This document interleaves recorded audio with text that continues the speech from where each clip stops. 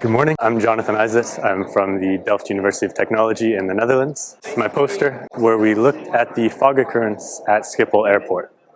So fog is obviously a hazard to airport operations. It affects aircraft movements, takeoffs, landings, and also ground movements at the airport and can cause significant delays.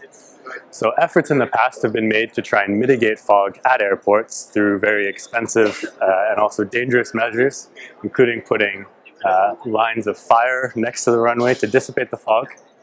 But what we found is actually that the conditions at Schiphol may already be less favorable for fog than the overall surroundings that we see. So this resulted from a wider analysis of fog in the Netherlands, where we looked at fog occurrence at different stations throughout the country, where we saw that Schiphol had less fog than its surroundings and then the rest of the country. So to look deeper at this, we looked at weather stations throughout the Schiphol network at the different runway systems, as well as 4 stations that are surrounding the airport around 20 kilometers away.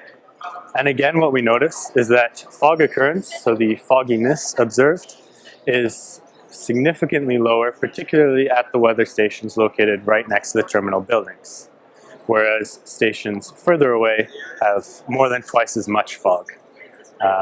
Looking deeper, this is in part related to the local urbanization at the airport. We saw throughout the Netherlands as a whole, the more urban a station is, the less fog it has. And that's particularly true for our stations that are right next to the main terminal building, whereas the weather stations located at the further runway have much more fog occurrence. Another interesting feature we noticed is that airplanes are playing a role in modifying the local weather conditions next to the runways. So this is because as an airplane moves down the runway, the wake of its engine increases the turbulent mixing, which elevates near-surface temperatures by bringing warmer air from above, but also that the heat from the engine itself appears to play a role in influencing the temperature.